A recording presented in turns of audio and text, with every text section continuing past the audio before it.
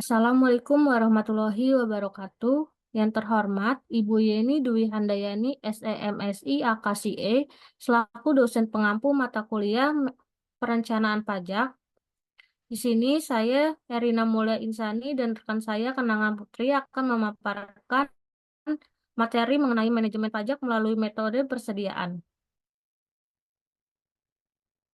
Manajemen pajak melalui metode persediaan. Perusahaan jasa, perusahaan dagang, dan manufaktur memiliki persediaan yang berbeda-beda, jumlah dan jenisnya. Pada perusahaan manufaktur, persediaan dikategorikan mencakup bahan baku, barang dalam proses, dan barang jadi. Sedangkan perusahaan dagang meliputi barang yang dibeli dengan tujuan untuk dijual kembali tanpa mengubah bentuk atau fungsi. Persediaan adalah salah satu jenis aset lancar yang jumlahnya cukup besar dalam suatu perusahaan. Penyusunan persediaan pada laporan keuangan sangat mempengaruhi pengeluaran dan penerimaan perusahaan. Ketika persediaan akhir tidak benar, maka HPP, barang dagang, dan laba neto pada laporan rugi tidak benar pada laporan keuangan. Pengukuran persediaan.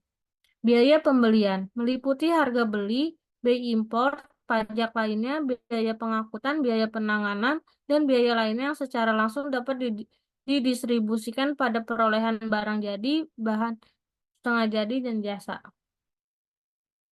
Biaya konversi meliputi biaya yang secara langsung terkait dengan unit yang diproduksi, contohnya biaya tenaga kerja langsung dan juga alokasi sistematis overhead, produksi tetap dan variabel yang timbul dalam mengonversi bahan menjadi barang jadi.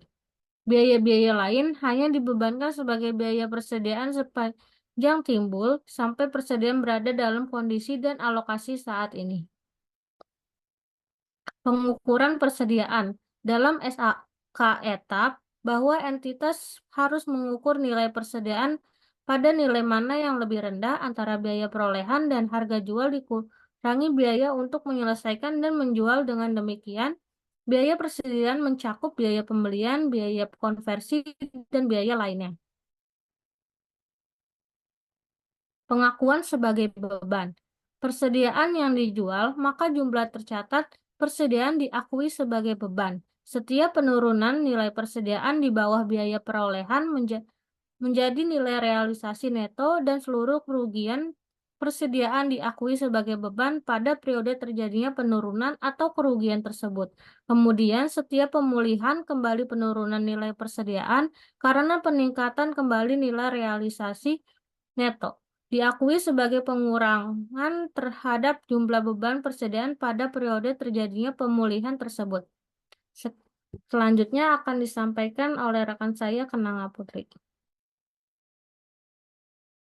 Baik, selanjutnya ada metode penilaian persediaan. Metode penilaian persediaan merupakan proses akuntansi yang dilakukan oleh perusahaan guna menentukan nilai persediaan yang belum terjual. Ketika menyusun laporan keuangan, persediaan dianggap sebagai aset perusahaan dan harus direkam dalam laporan keuangan dengan nilai finansial yang tepat.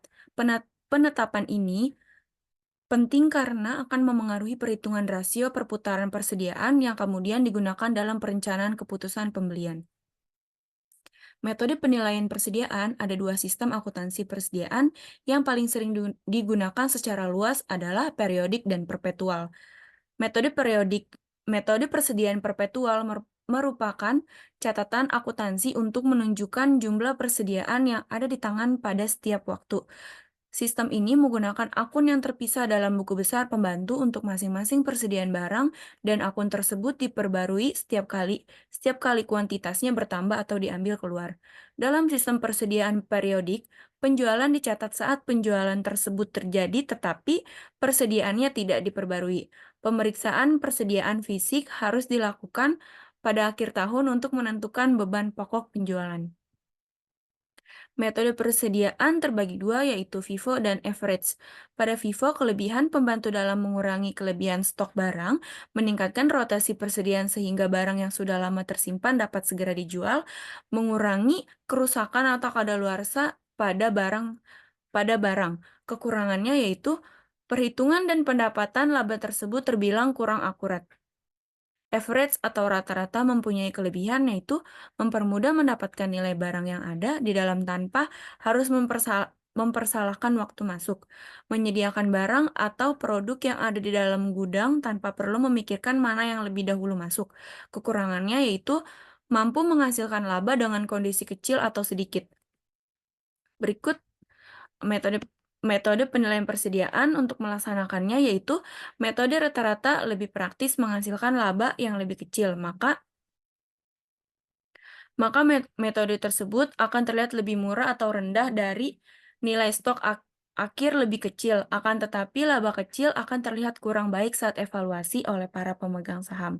Sementara perusahaan yang memilih metode FIFO sebagai metode penilaian persediaan cenderung disebabkan oleh investor yang ingin melihat bahwa perusahaannya menghasilkan laba yang terus meningkat. Agar saham perusahaannya bisa tetap naik, tetapi pajak yang dibayarkan lebih mahal. Berdasarkan pertimbangan tersebut, metode penilaian persediaan diperlukan dalam mempertimbangkan atau menyesuaikan kondisi, kebijakan, visi misi, dan tujuan perusahaan. Untuk mengefisiensikan pajak saat kondisi ekonomi sedang inflasi, di mana harga-harga barang kebutuhan pokok sedang naik, maka metode rata-rata akan menghasilkan beban pokok penjualan lebih tinggi daripada metode FIFO.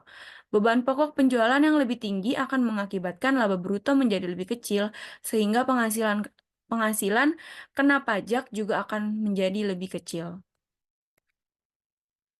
Contoh soal, pada perusahaan XYZ memiliki transaksi yang berkaitan dengan persediaan barang dagang yang telah disajikan dalam tabel, yaitu menggunakan metode FIFO. Pada tanggal 1 Maret, pada tanggal 1 Maret persediaan dengan kuantiti 18 buah harga dengan harga 50.000 dan total harga 900.000. Pada tanggal 15 Maret, dengan keterangan pembelian, kuantiti 50 dengan harga 53.000 dan total harga 2.650.000. Pada tanggal 18 Maret, keterangannya penjualan, kuantiti 22 dengan harga 65.000, total harganya yaitu 1.430. Dengan tanggal 25 Maret, keterangan pembelian dengan kuantiti 30 dan harga 59.000. Total harga yaitu 1.770.000. Pada tanggal 30 Maret, keterangan penjualan, kuantiti 15 dan harga 75.000 dengan total harga 1.125.000. Ditanya, hitung nilai persediaan akhir, harga pokok penjualan dan laba kotor dengan sistem periodik, dan sajikan kartu persediaan stok dengan cara perpetual beserta nilai HPP dan laba kotor.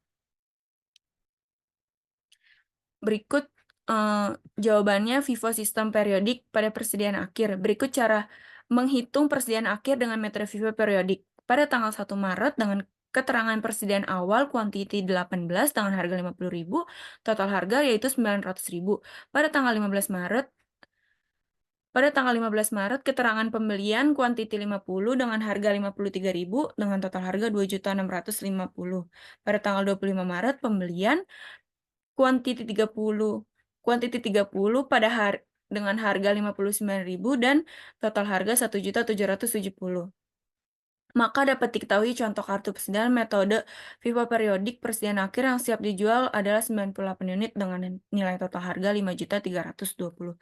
Rumus menghitung unit persediaan akhir yaitu dengan jumlah unit yang siap dijual dikurang unit yang terjual, yaitu 98 unit dikurang 37 unit, yaitu jumlahnya 61 unit.